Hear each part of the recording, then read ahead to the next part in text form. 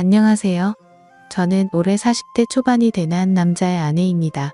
제 입으로 이런 말을 하기 좀 낯이 뜨거운 말일 수도 있지만 솔직히 제가 봐도 저는 타고나게 좋은 몸매와 호감형 얼굴을 가지고 있습니다. 결혼 전에 저를 따라다니는 남자가 정말 많았고 저와 교제를 원하는 남자들의 대시를 많이 받았지만 번번이 거절해야만 했던 이유가 있었는데 바로 엄한 집안 분위기 때문이었습니다.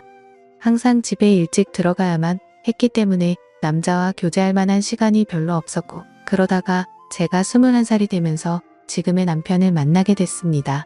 처음에 이 남자를 만났을 때는 제가 연애를 하고 있다는 사실을 집안에는 비밀로 했고 어느 순간 결혼할 때가 되어서는 집안의 엄청난 반대에도 불구하고 제가 너무나도 사랑하는 사람이기에 결혼을 하게 되었습니다. 남편은 저보다 7살이 많았고 저의 첫 남자이고 부부 생활에도 아무런 문제가 없어요. 그러나 문제는 결혼을 너무 일찍 했기 때문에 저는 아직 어리고 하고 싶은 것도 많고 욕구도 많았습니다. 특히나 밖에 나가서 친구들과 만나다 보면 제가 결혼했다는 걸 상상도 하지 못하고 저에게 다가오는 남자들이 정말 많았습니다. 연락처를 좀 가르쳐 달라거나 같이 술을 마시러 가는 게 어떻냐는 말이었죠. 처음에는 그런 게 신기해서 즐기기만 했는데 어느 순간부터 그런 게 너무 많아지니까 거부감이 들었습니다. 제가 일찍 결혼을 해서 당시에만 하더라도 결혼한 친구가 주변에 한 명도 없었습니다. 그러다 보니 친구들이 나이트에 가서 놀았던 이야기를 한다거나 남자친구와 만나고 헤어지는 이야기를 들으면 부럽기도 하고 저도 처음에 남편을 만났을 때의 그런 설레임을 다시 한번 가지고 싶다는 생각을 하기도 했습니다. 그러다가 정말 제 인생에서 큰 사건이 하나 터지게 됐습니다. 3년간 남편만 보고 살았던 저에게 한 번의 의도로 인해 저의 인생이 180도 달라지게 됐습니다. 정말 의도적으로 바람을 피운 것은 아닙니다. 저는 실수라고 말하고 싶지만 어느 순간에는 저도 제 자신을 주체하지 못하고 있더라고요. 제가 20대 초반이었을 때 그때까지만 해도 저는 다른 남자를 만난다는 것은 범죄라고 생각했고 인간으로서 쓰레기 같은 행동이라고 생각했습니다. 그날도 여느 때와 다름없이 퇴근하는 남편을 위해 요리를 하고 있었어요. 현관문 열리는 소리에 남편을 맞이하러 달려나가니 물상을 짚고 들어와 한숨을 쉬는 남편에게 놀라서 물어봤습니다. 자기야, 무슨 일 있어? 아, 속상해. 오늘 휴대폰을 잃어버렸지. 뭐야? 그 휴대폰은 산지 얼마 안 됐고 할부도 아직 많이 남아있는 상태였습니다. 저는 아쉽지만 그냥 잊어버리라고 얼마나 정신없게 일했으면 휴대폰을 다 잃어버리냐고 남편의 엉덩이를 토략거려주고 다시 하나 더 사면 된다고 위로했습니다. 그런데 문제는 그 다음날에 남편 번호로 저에게 전화가 왔어요. 여보세요. 저희 가게에 핸드폰 맡기고 가신 가족분 되시나요? 네, 누구시죠?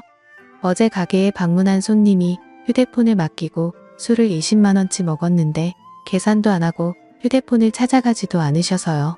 여기 저장된 번호로 연락해봤어요. 저는 처음에 그 말을 듣고 남편을 의심했지만 그럴 리가 없다고 생각했기 때문에 알아보니까 누군가 휴대폰을 주워서 가게에 맡기고 외상으로 술을 먹은 것이었습니다. 가게 주인은 휴대폰을 찾아가려면 술값을 가지고 술집으로 오라는 말을 했습니다. 돈은 아깝지만 그래도 남편이 알면 좋아할 거라는 생각으로 약속한 시간에 맞춰 택시를 타고 술집을 찾아갔습니다. 그때 시간이 오후 5시 정도였는데 제가 갔을 때 그곳은 이제 막 가게를 오픈하고 있었어요. 문 앞에 주인으로 보이는 젊은 남자가 있었습니다. 휴대폰 찾으러 왔다고 말하자 가게에 있다며 지하 2층인 술집으로 저를 데리고 갔습니다. 휴대폰을 확인하자 남편 것이 맞았는데 20만원을 주기에는 너무 아까웠습니다. 솔직히 저희 남편이 잘못한 게 아니고 이걸로 술 먹은 다른 남자가 잘못한 건데 왜 그 돈을 제가 물어줘야 되나 싶더라고요. 그러다 문득 그 남자의 외모를 살펴봤습니다.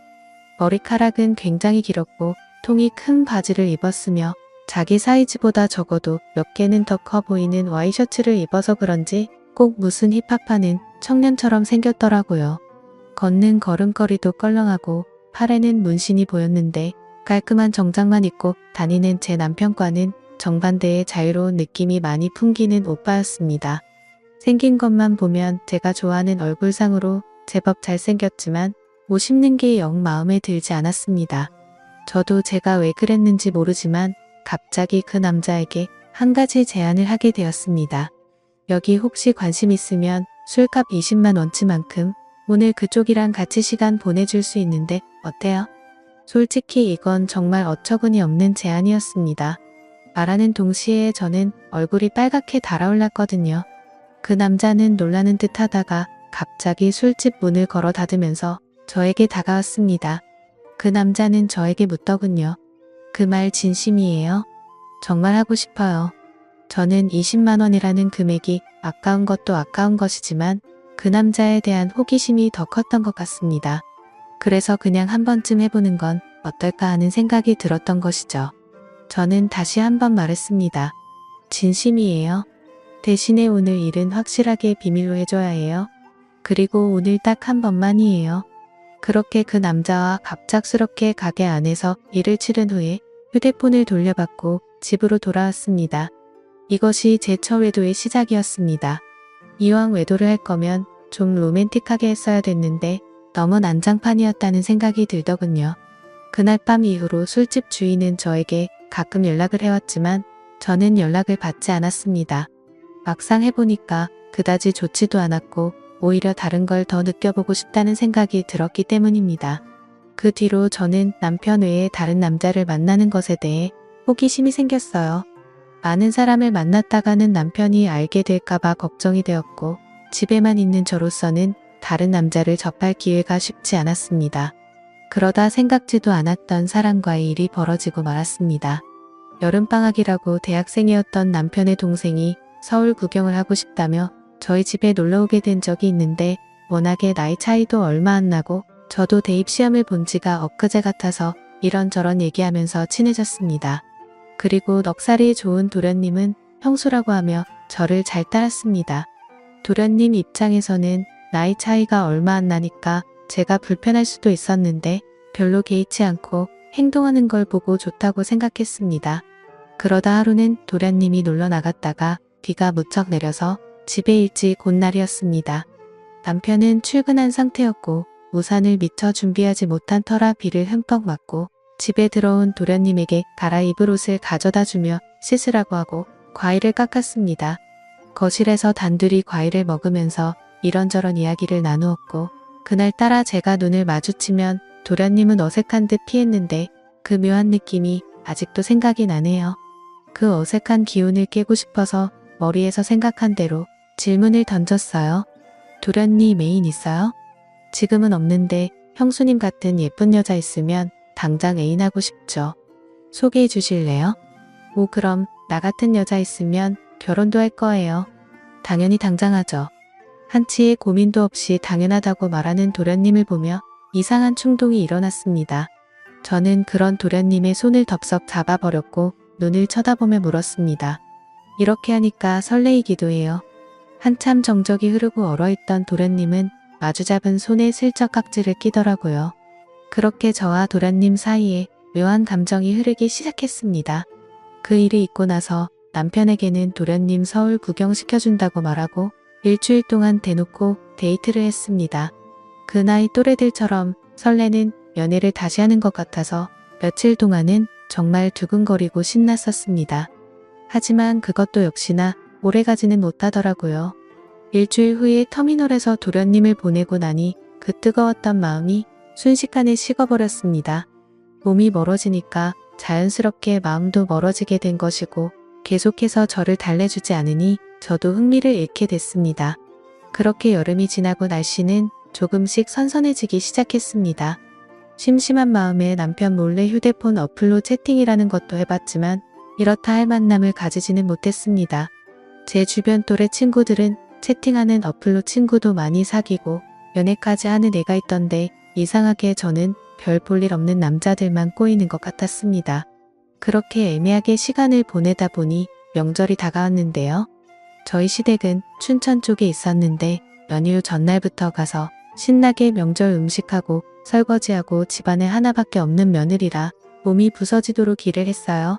언제까지 며느리가 이렇게 일해야 되는 거냐고 투덜거리기는 했지만 워낙에 나이 차이가 많이 나니까 대들지도 못하겠더라고요. 명절 다음 날 아침에 친정집에 가려고 준비를 하는데 시어머님이 점심을 먹고 가라고 하셨습니다. 또 내가 밥을 차려야 하나 싶어서 순간 짜증이 확 났지만 얼굴에 최대한 티를 안 내고 있었는데 남편이 너무 미적미적대는 거예요. 빨리 준비하고 출발해야 하는데 준비를 하는 둥 마는 둥 조금만 더 누워있다가 가면 안 되냐고 TV나 보고 앉아있고 정말 답답해 미치겠더라고요. 그래서 남편을 방으로 데리고 와서 밖에 들리지 않게 작은 소리로 말 다툼을 했습니다. 우리 부모님도 나를 보고 싶어 한다고 빨리 준비 안 하면 혼자서 가겠다고 말하면서 감정이 안 좋은 채로 친정집으로 향했습니다. 남편은 친정에서도 기분이 안 좋은 티를 숨기지 못했고 저는 그럴 거면 그냥 먼저 가라고 말했습니다.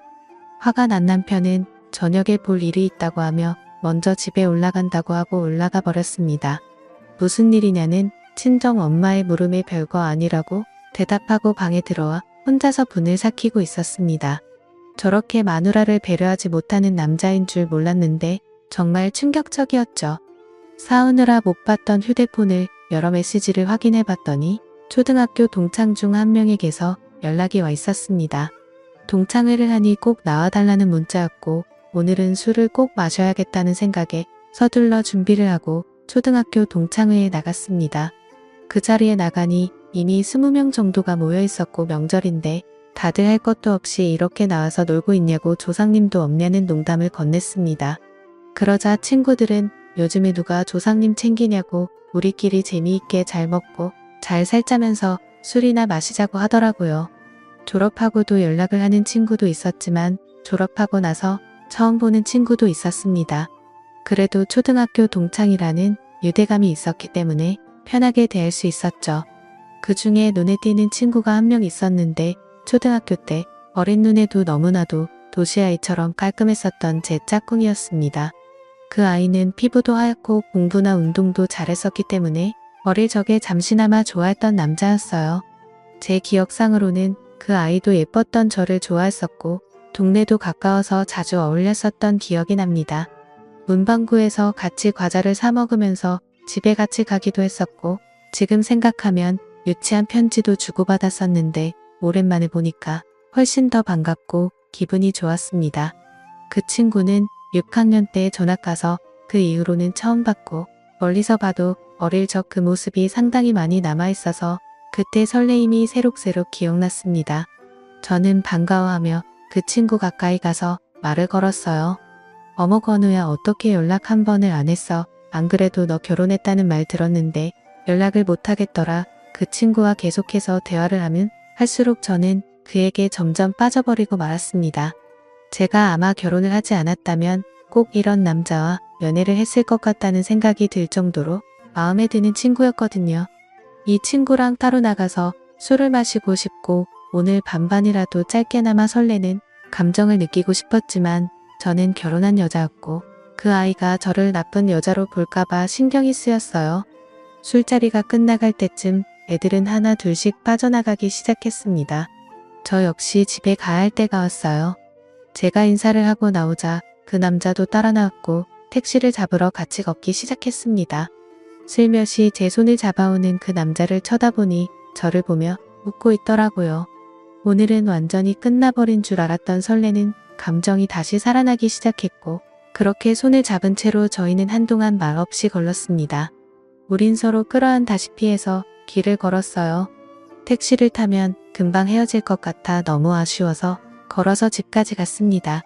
오랫동안 걷다가 도착한 저희 집 현관 앞에서 저를 물끄러미 쳐다보더니 제 볼에 뽀뽀를 하고는 부끄러운 듯 급하게 인사하며 뛰어갔습니다. 남편하고도 안 좋은 상황에서 그를 만난 건 정말 사막의 오아시스를 찾은 기분이었어요. 그 뒤로 저희는 종종 따로 만났고 제가 서울로 올라가서도 계속 연인으로 지냈습니다. 그러다 2년쯤 지났을 때 그 아이도 장가를 가게 되었고 그렇게 저희 둘의 만남은 끝이 나는 줄 알았습니다. 저도 중간중간에 다른 남자도 몇 번 만나봤고요. 하지만 정말 사랑이라 느낀 건 그 남자가 유일했던 것 같습니다. 저희는 결국 재회를 했고 40이 넘는 지금까지도 몰래 사랑을 하면서 만나고 있습니다.